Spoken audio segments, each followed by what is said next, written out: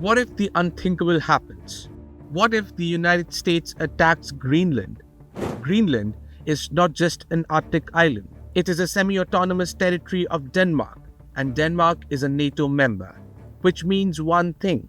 If the US attacks Greenland, it would technically be an attack on NATO itself. European leaders have already sounded the alarm.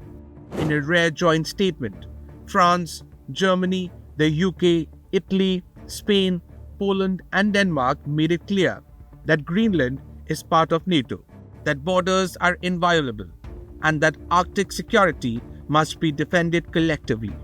Danish Prime Minister Mette Frederiksen went even further, warning that if the United States attacks another NATO country, everything stops. Because NATO, without the United States, would not just be weakened, it would be transformed. So what would NATO actually look like if the US were on the other side? Start with the air power. The US Air Force alone fields more than 1,400 combat-capable aircraft, bombers, stealth fighters, electronic warfare planes, helicopters, all backed by unmatched logistics. Without the US, NATO's biggest air forces belong to France, the UK and Turkey, each operating roughly 200 to 300 aircraft, capable, modern, but nowhere near American scale or reach. Next, land forces. The US Army has close to 500,000 troops, more than 2,600 Abrams tanks, and tens of thousands of armored vehicles. Compare that to Europe. Britain and France each operate just over 200 main battle tanks. Canada has fewer than 100.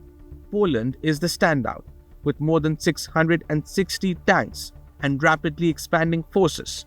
But even that cannot replace American mass. Then there's the sea. The US Navy is the backbone of NATO's global presence. 11 aircraft carriers, dozens of destroyers and cruisers, 65 submarines, most of them nuclear-powered. Without the US, NATO's only carriers would be Britain's too.